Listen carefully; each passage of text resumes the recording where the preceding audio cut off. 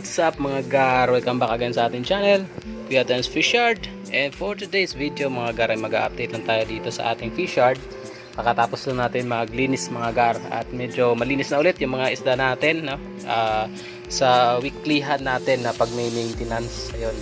So may mga binago ako ng kaunti mga gar, no? Tinanggal ko na dito yung dalawang lagayan and binalik ko dito yung 15 gallons. Kaso ang problema nito mga gar, may crack kasi to siya, no? Nung pinatungan natin to dati ng dalawang 15 itong 15 gallons natin, pinatungan natin ng dalawang 2.5 gallons. So nag-crack yung ilalim niya. Ayan, mapapansin nyo, no? And wala tayong mapagkuhanan ng glass na pwedeng ipang-repair dito sa ating 15 gallons na to. Ayan. So ang ginawa ko, no, nilagyan ko lang siya ng pandikit, no? Silicone ba ang tawag dyan? Yun. Nilagyan lang natin yan, ni-repair natin. Yun. So tapos kung naalala nyo, no, may hati itong gitna. Ayan, hinati ko yan dati, tapos nilagyan ko ng mga gapis. Kaso ang problema, no, luma na rin kasi. So nagtagus na kasi dati yung pagkakahati ko nito ay magkaiba talaga, walang leak, no? Yung tatlo, ang 15 gallons na to, hinati ko siya sa tatlong tag pa 5 gallons. So kalauna, no, tumagas na rin, kaya nagtagusan na yung mga tubig. Kaya ang ginawa ko, no, sinira ko na din, no. Tinanggal ko na yung nilagay ko dito dati na pang divider, tapos ginawa ko na siyang isa lang ulit, isang buo na. Ayan, na 15 gallons. Kasi ang plano ko dito mga gar, no, kaya binalik ko siya dito. Ilalagay ko dito yung aking Oscar. Yun. Dito ko na ulit ilalagay. Kaso ang problema, no, nagkaroon ng tagas, hindi maayos yung pagkaka-repair. Ayun, tumatagas sa ilalim mga gar, lakas ng tagas.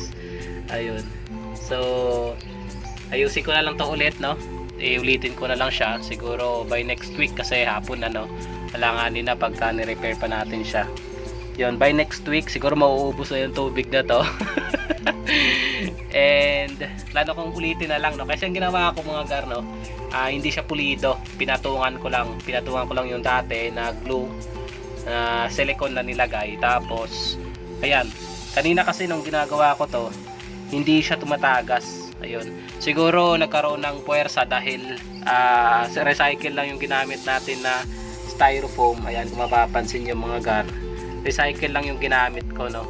Tapos hindi lahat may styro. Ayan, siguro nagkaroon ng pressure, no, nadiin ng maigi, no, yung crack. And ayan, nag-result ng pagtagas na naman. Ayun, so repair na lang ulit natin to next week siguro by Friday, kasi nakalib ako by Friday. So lagay ko na sana yung Oscar dito. Ayun, so ayun siya, oh. Lakas ng tagas. Ayan, malakas. Di-drain ko na lang to ulit para makatuyo and ulitin na lang ulit. So tanggalin ko na lang talaga siguro, puliduhin ko na, no, baka madisgrasya pa yung Oscar natin dito. Tapos yung ating flower horn, ayan, mapapansin nyo, no, sumisigla na siya ng kaunti. Kaso yung kanyang pagkain ay hindi pa gaanong ganun kaganda. So pagka ang pinakain mo sa kanya ay live fish, yun, gustong gusto niya. Pero pagka pinakain mo siya ng feeds, no, hindi niya masyadong kinakain. Ayun. So dito, no, ito pa rin yung ating mga ABT. Ayan, kung mapapansin yung mga garas. So shout out pala, no, sa isang kagar natin na bumili, no, ng ating isda nung Friday, no. Nag-avail siya ng ating P-Dirt, no, na 100 lang yung pair, pero binigyan ko siya ng isang trayo. Ayun.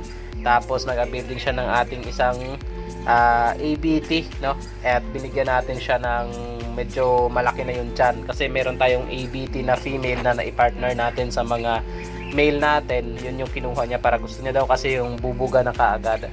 Tapos yung dito natin na nakalagay, no, na 4 na peraso, no, na Waikiki, na anak ng ating albino Waikiki, ay binili niya. Yun, 4 na peraso, binigay ko lang ng 100 lang.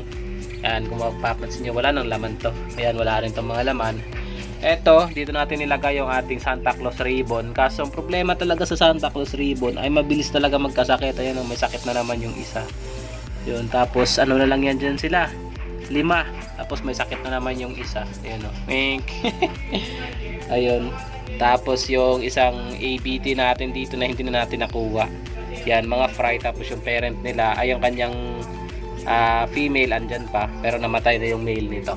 Tapos yung nandito natin na ABT na mga female mga gar ay tinanggal na natin kasi konti na lang sila natira and nilinis na natin. Ayan. Tapos nilipat natin sila dito mga gar. Ayan na lang ang natira, no.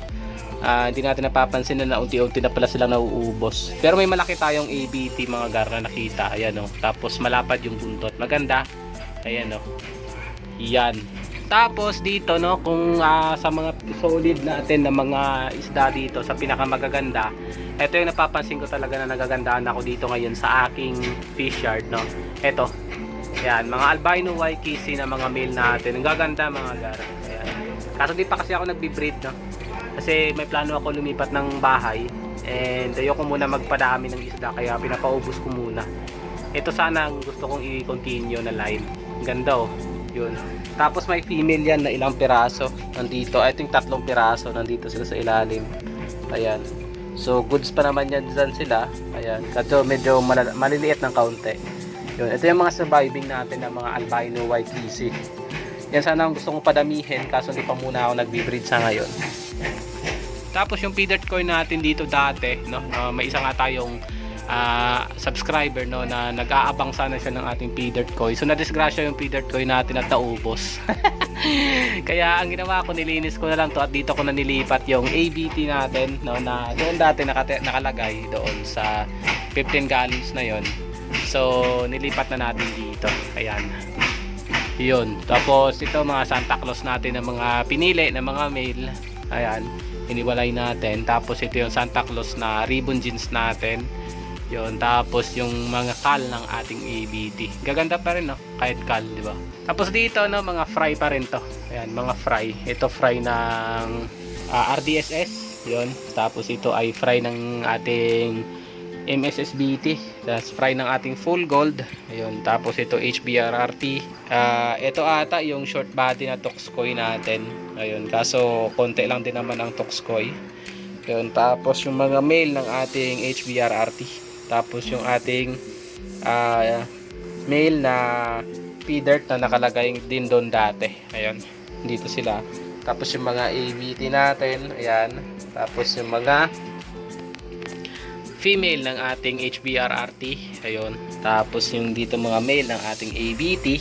Ayun. Tapos ito ay fry din ng ating MSSBT. Dami talaga nating MSSBT mga gara. Tapos dito, no, yung dalawa na lang natira, 5 peraso ito dati, no, na ano tawag nga diyan, nakalimutan ko na yung pangalan dito. Ayan, dalawa na lang yung natira na male na sineperate na sana natin. Tapos dito, no, yung mga male ng ating MSSBT. Ayan. Yun, no. So mga available pa rin to mga gar, no, kung gusto niyo mag-avail ng mga murang isda mga gar. So meron tayo, no, MSSBT na 150 lang yung trayo. Ang gaganda na niya, no. Ayun, no. Yan, solid, di ba? Tapos meron din tayong HBRRT na 100 lang yung pair. Tapos meron tayong feeder na pwede na rin ibigay na 100 per trayo kasi pinapaubos na nga lang mga gar. So ito yung feeder natin, kukunti na lang yung male. Ayan. Kukunti na lang yung male natin. Pero yung female natin medyo madami-dami pa. Ayan.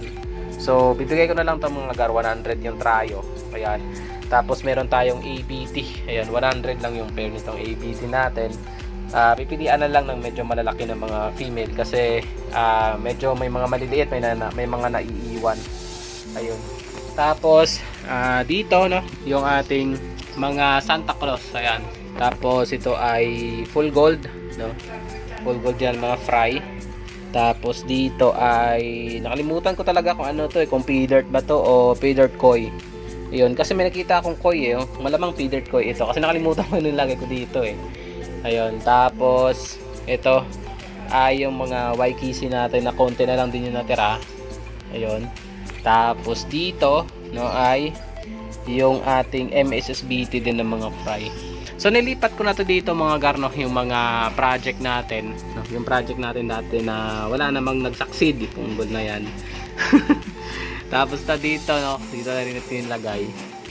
Ayan, yung sinama natin yung isang male, no. Ang ganda niya, no. Ayan, no. Ribbon din na parang gold na hindi mo siya maintindihan. Yun. Tapos may mga Waikiki tayo dito mga male. Ayan, mapapansin nyo. Yun, no. Medyo malabo lang yung ating glass. Ayan. Waikiki naman siya, no. Ayan, no. Mukhang Waikiki naman mga gar. Ayan. Tapos, yun na. So dito mga gar, no, dito nakalagay dati yung ating 15 gallons, no. Tinanggalan natin, no. Yun, kasi ito na natin siya nilagay. So nandito ay yung ating MSSBT, no, na mga female. Ayan. Masisiba kumain. Tapos yung ating mga Santa Claus dito. Ayan. So dalawa yung nakalagay diyan. Ayun. So dito, no, sa part na to, lalagyan ko yan ng isang aquarium na katulad nun, yung lagayan ng Oscar doon sa baba. Tapos lalagyan din natin ng gapi na mga para mas mabilis lumaki kasi mas malaki yung lagayan. Tapos dito, ito na lang yung natitira natin na yung dito banda, yun. Mga Santa Claus din to na mga fry. Kaso may namatay dyan na iba kaya kumunti, no. Tapos dito mga garno, yung ating mga chops and calls. Ayun, namamatay na nga paunti-unti. Namamatay na paunti-unti yung mga chops and calls natin. Ayan, ang dami niyan dati kaso nagkandamatay, so tinatapon natin. Ayun, dyan ko lang nilalagay kasi minsan pinaunti-unti ko, pinambibigay ko kay Flower Horn, no, yung mga paunti-unti, no, pa isa-isa ganun kasi hindi ayoko siyang paramihan talaga ng kain ng live fish kasi baka hindi na naman siya kakain ng ating feeds. Yun. So, yan lang muna yung update natin dito sa ating fish yard mga gar, no. Konting update lang and konting bisita-bisita lang mga gar. And kung may gusto kayong bilhin, no, message lang kayo sa ating page, no. Same name, Kuya Tems Fish Yard. So, ito yung Kuya Tems na nagsasabing, to God be the glory.